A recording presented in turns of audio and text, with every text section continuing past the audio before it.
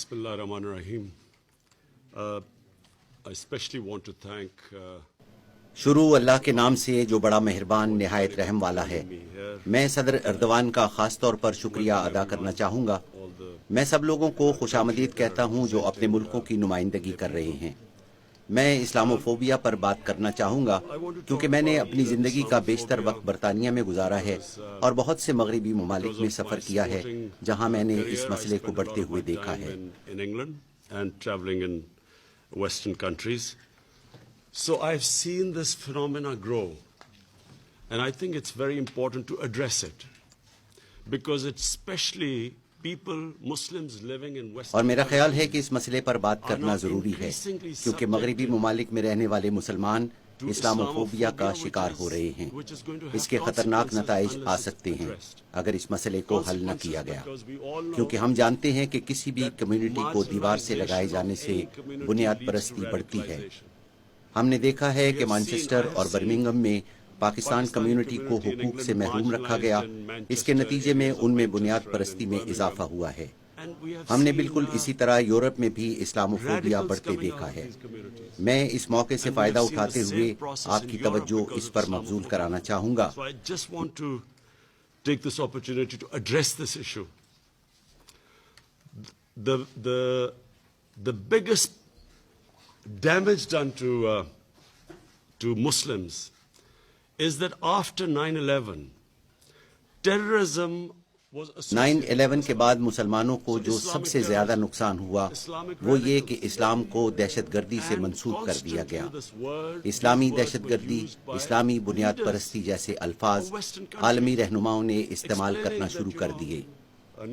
خاص طور پر 9/11 اور اس کے بعد ہونے والے واقعات میں اس بات سے یہ ظاہر کرنا مقصود تھا کہ اسلام بنیاد پرستی کا مذہب ہے اور دہشت گردی اسلام سے وابستہ ہے.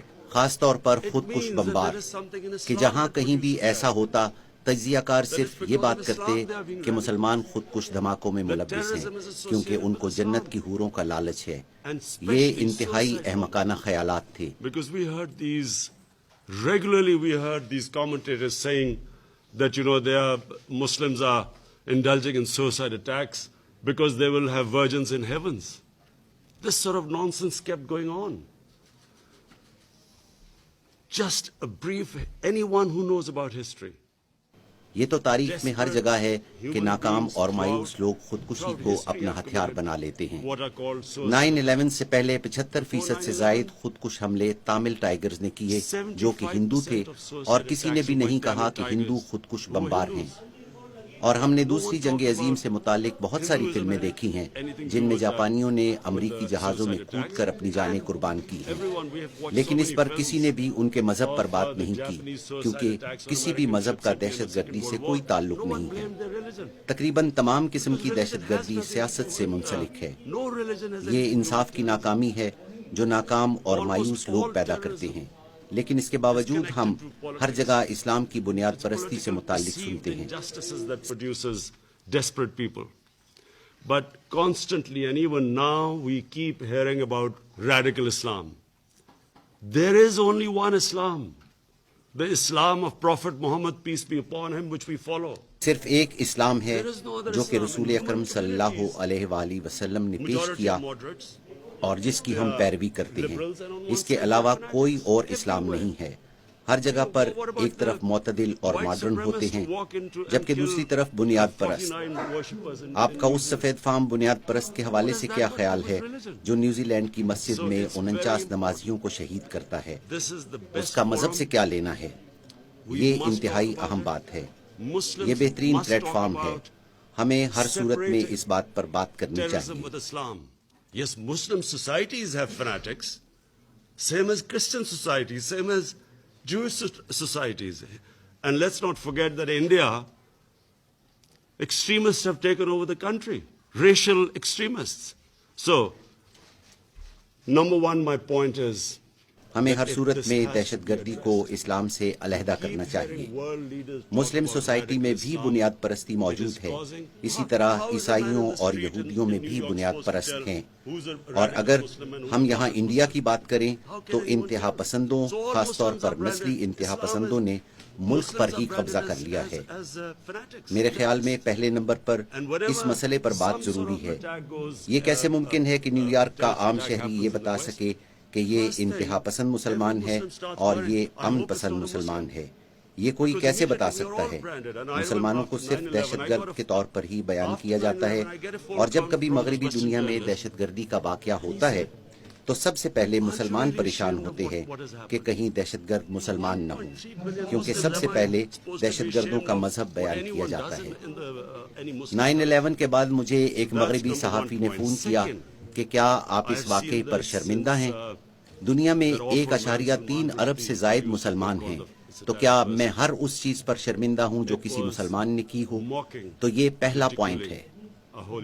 دوسرا، میں نے سلمان رشدی کو، جس نے شیطانی آیات نامی کتاب لکھی جس میں ہمارے پیارے نبی اکرم صلی اللہ علیہ وآلہ وسلم کی توہین کی گئی، ان دنوں میں انگلینڈ میں کھیل میں مصروف تھا، اور مجھے انگلینڈ اور وہاں کے مائنڈ سیٹ کا اندازہ ہے کہ مغربی دنیا میں رہنے والوں کو اس بات کا قطعی اندازہ نہیں ہے کہ اس سے مسلم دنیا میں کتنی بے چینی پھیل سکتی ہے، کیونکہ یورپ مذہب کی اس طرح سے تقریم نہیں کرتا جیسے کہ ہم کرتے ہیں۔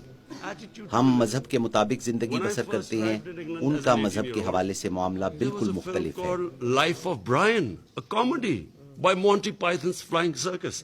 It was a caricature about Jesus Christ.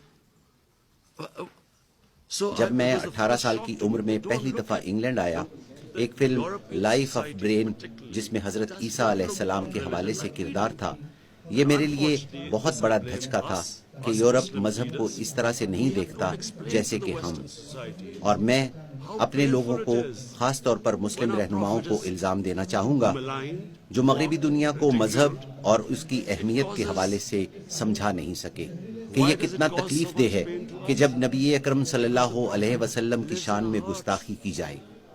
ہمیں تکلیف اس لیے ہوتی ہے کہ نبی اکرم صلی اللہ علیہ وسلم ہمارے دلوں میں رہتے ہیں، اور ہم سب جانتے ہیں کہ دلوں کی تکلیف زخموں کی تکلیف سے بہت گہری ہوتی ہے، اور ہمیں خاص طور پر صدر اردوان اور دوسرے رہنماؤں کو، مغربی رہنماؤں تک یہ پیغام پہنچانا چاہیے کہ جیسے ہولوکاسٹ کی مغربی دنیا میں پابندی ہے، کیونکہ یہ یہودیوں کے لیے بہت ہی تکلیف دہ ہے، اور دنیا کو ہر اس مسئلے پر حساس ہونا چاہیے جس سے کسی کو تکلیف ہو، اور ہم ان سے یہی چاہتے ہیں کہ وہ مسلمانوں کے لیے بھی ایسا ہی محسوس کریں کہ جب کوئی ہمارے پیارے رسول اکرم صلی اللہ علیہ وسلم کی شان میں گستاخی کرے، اور یہ سب طبقات جو اکٹھے رہتے ہیں ان کے لیے بہت ضروری ہے کہ وہ ایک دوسرے کے ساتھ کھڑے ہوں، اور میری نظر میں یہ 2 پوائنٹ اسلاموفوبیا کے تناظر میں بہت اہم ہیں۔ To understand each other. And therefore, these 2 points, in my opinion, have contributed more to Islamophobia than anything else. Because every 2 or 3 years, someone in the European ہر 2 یا 3 سال بعد یورپ اور امریکہ سے کوئی بھی شخص ہمارے پیارے نبی صلی اللہ علیہ وسلم کے خاکے بنا دیتا ہے، جس سے مسلمانوں میں اشتعال پھیلتا ہے، اور اس سے لوگ یہ تاثر دیتے ہیں کہ ان لوگوں میں برداشت کی کمی ہے، جس سے لوگوں کے درمیان خلیج بڑھتی ہے، کیونکہ ان کو اندازہ نہیں ہوتا کہ اس سے ہمیں کیا تکلیف ہوتی ہے، جبکہ یہاں کچھ لوگ ایسے بھی ہیں جو کہ جان بوجھ کر ایسا کرتے ہیں تاکہ اشتعال پھیل سکے۔ تقریر کے اختتام پر میں یہ کہنا چاہوں گا کہ اقوام متحدہ ایک بہترین فورم ہے، دنیا کے تمام اہم رہنما یہاں موجود ہیں، اور خاص طور پر مسلمان رہنماؤں کے لیے ضروری ہے کہ اس خلیج کو کم کرنے کے لیے اپنی کوششیں کریں، اور یہ بہترین فورم ہے جہاں سے اس خلیج کو کم کیا جا سکتا ہے۔ بہت شکریہ۔ But I feel that it is important that us Muslim leaders convey these 2 things, because all it does is it creates fissures amongst human beings. And anything that creates fissures, this is the forum where we should try to unite humanity. Thank you.